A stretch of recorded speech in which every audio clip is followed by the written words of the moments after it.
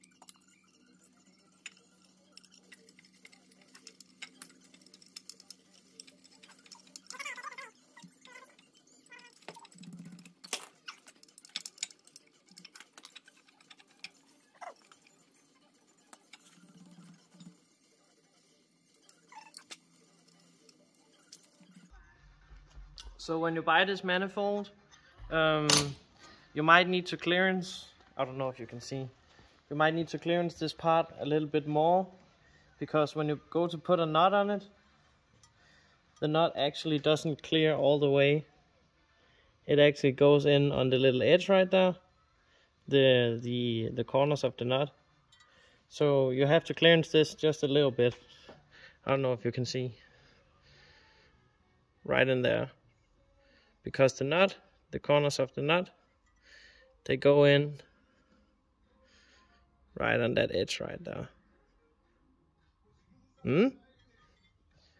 Okay, so I think that when I first test fitted this, I think that I took the angle grinder and grinded off a little bit from here, but I forgot to do it on the back side, and it's kind of annoying to turn the knot and the manifold just goes up and down, and it goes on really tight. So you might need to do that. They might have fixed that problem, I don't know, but that's just something to consider when you're buying from the Kangaroos team in Australia.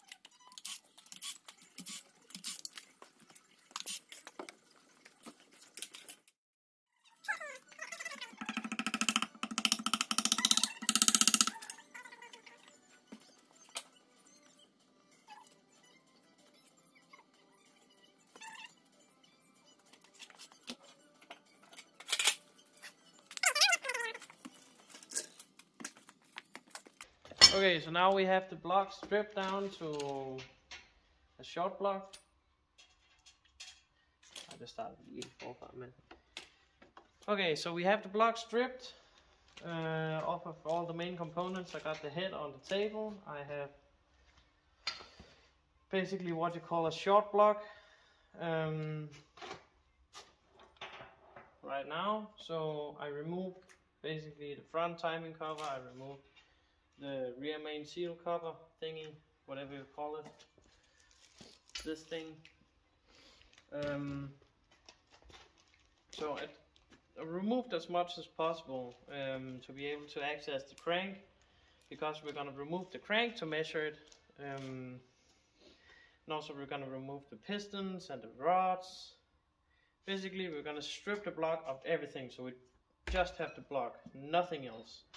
So these brackets need to come off too, and yeah, that's pretty much it. I struggled a little bit with getting the chain and the head off, because I couldn't remember how I did it the last time, so I just cut the chain. I'm gonna put a new one on anyways, so it's not that big of a deal. I know there's some shavings that could end up in the engine, but the engine is being taken apart anyway, so it really doesn't matter. There's nothing that's gonna rotate anymore or anything, so yeah, we're pretty much set. I'm just going to remove the last couple of brackets, and then we can move on to removing the crank. I'm going to move you guys over here so you can see what's going on. So yeah, just going to take the last couple of brackets off, and then we're good. Okay, so I got you guys up on the stand. I got you guys up in the view. You can see what's going on, hopefully. What I'm gonna start off by doing is removing the rod caps, or one at a time. I'm really not sure if the sequence matters. I'm sure it doesn't. I know the sequence on the crank matters, but on the rods and pistons, I'm pretty sure it doesn't matter which one I take first, because they're not linked together. They're like separate of each other, so yeah. I am going to be using I don't know what size it is.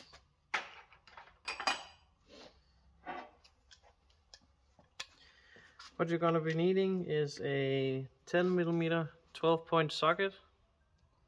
I hope you can see 10mm 12-point socket. That's what these use, and a long wrench or something to be loosening these. I mean, they're not very tight unless you're using like a small ratchet or something.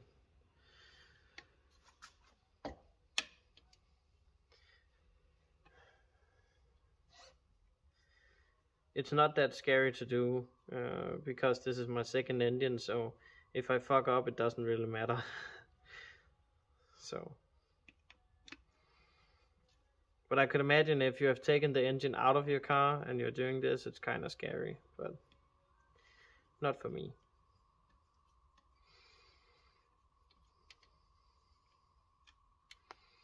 Just gonna loosen them all the way. I'm going to take them out. They're quite long, actually.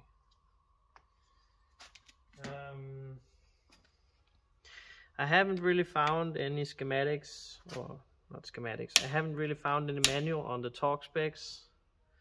Also the rods that I bought, they weren't provided with any torque specs, but I did find some manual or something on the M104. And I mean, these engines are pretty much identical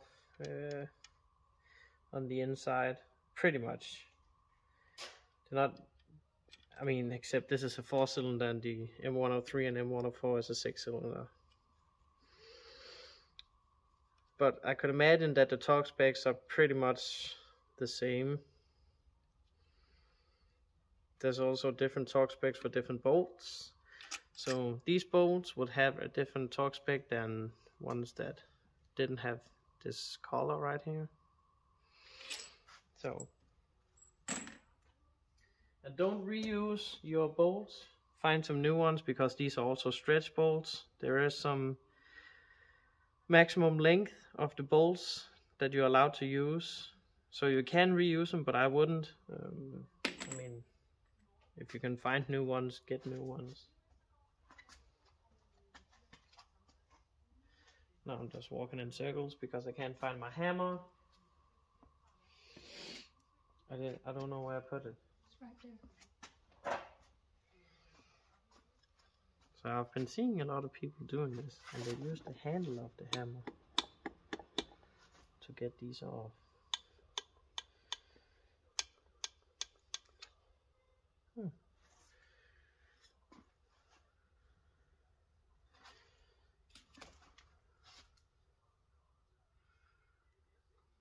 To be honest, I mean, there's somewhere, you can see that there's somewhere, there might have gotten some dirt in between the bearing or something right there, because there's a tiny scratch, but all in all it looks pretty good.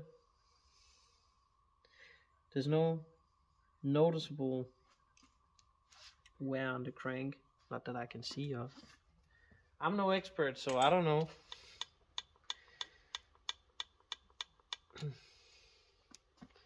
Wee.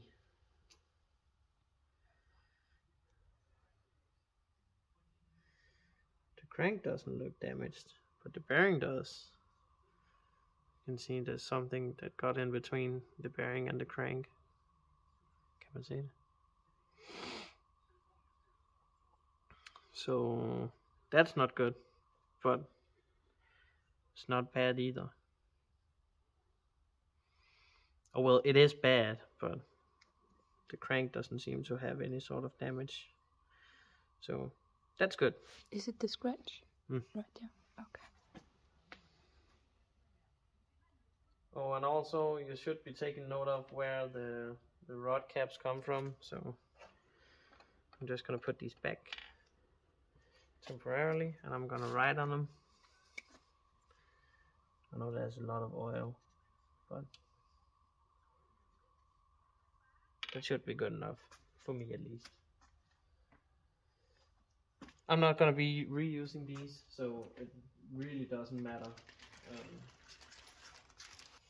Okay, let's see if I know how to do this.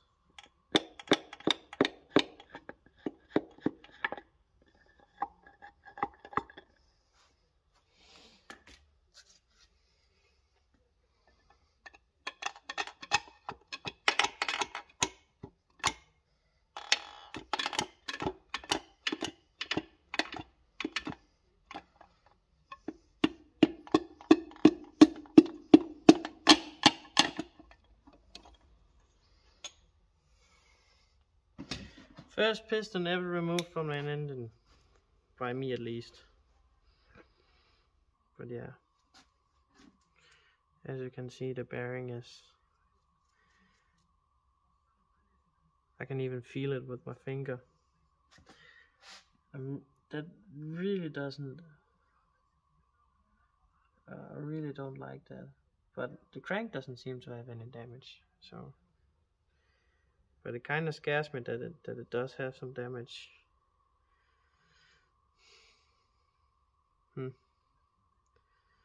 Whatever. I almost forgot, one of the first things you actually need to do is you're gonna have to write on your pistons.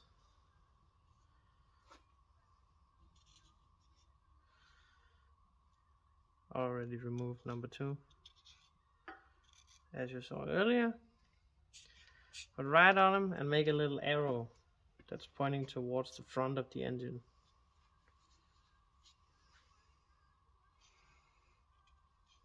Or the back. As long as you can remember how they go in, it doesn't really matter. But it doesn't really matter how you do it, as long as you can remember how to put it back together. So there's a lot of gunk on piston number 2. I don't know if if he had a bad injector or something. It kind of looks like it, because it has been leaking extra fuel, so it was running very rich. That's why there's so much soot on it. And maybe number 4 was running a little bit lean. I don't know. I'm not an engine expert.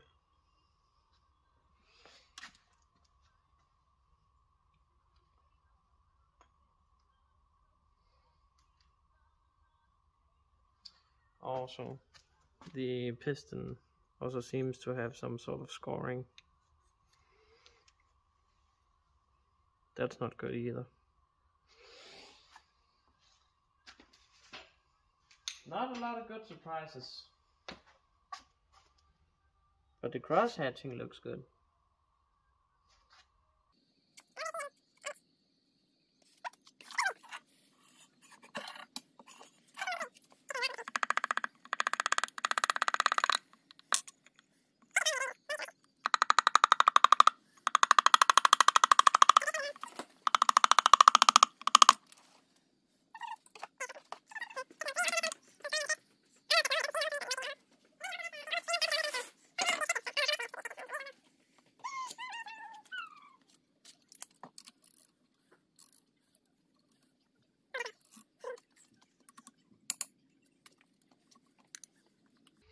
Is it normal that you can move the piston side to side?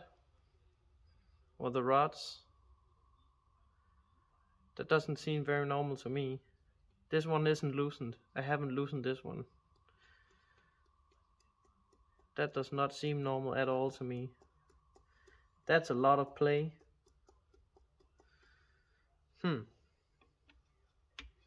Let me know in the comments.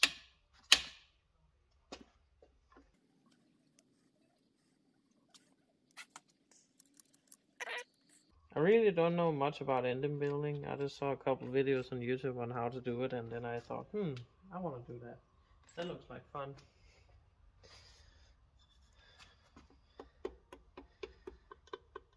I'm pretty confident that whenever I have to put it back together, I'm really scared. Really scared of fucking shit up.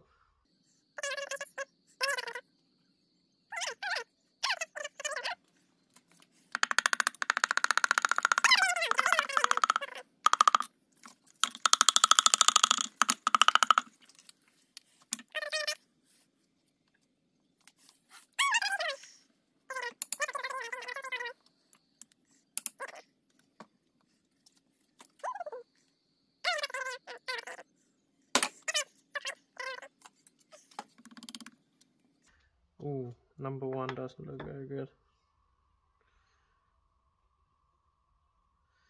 I can feel it with my nail. There's also some slight scoring on the crank. Eee. Good thing I took this engine apart, because otherwise I would just run. I would have boosted a bad engine. That's not good.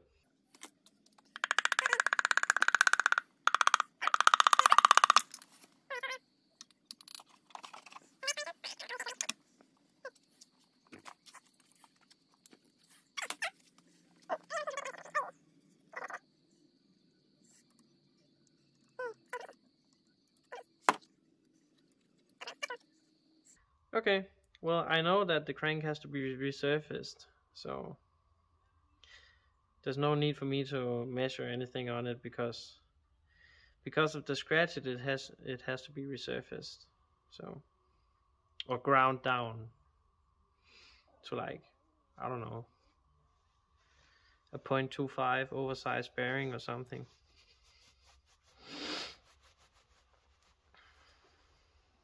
I don't know. Okay, so as you can see behind me, I don't know if you can see, but there's a lot of parts, and I have to package all of them. I have to label them all, and I think in the next video we're gonna take the pistons apart, or we might just do it in this video, I don't know. But in the next video we're gonna take the pistons apart, and we're gonna port the head with yeah, we're just gonna port the head, and I think that's pretty much gonna be it for that video. And for this video, I think we're gonna end it off here, because there's not really anything I can do as of right now other than taking the block and the head to the machine shop so they can do their thing. There's no reason for me to take the crank out and measure on it, because since I found some scratches on cylinder 1, or on where cylinder 1 is, where the rod number 1 goes, there's some scratches, some light scratches. I can feel it with my nail, and that's bad. So yeah, that's pretty much it. I hope you guys like this. It's not gonna be a short video. I've been filming for like almost 2 hours, but I'm gonna speed up the process of me taking apart the engine. But there's not really anything else that I know we can film today other than part 2. So yeah, that was pretty much it. I hope you guys liked the video, and I'll see you guys next time. Bye bye.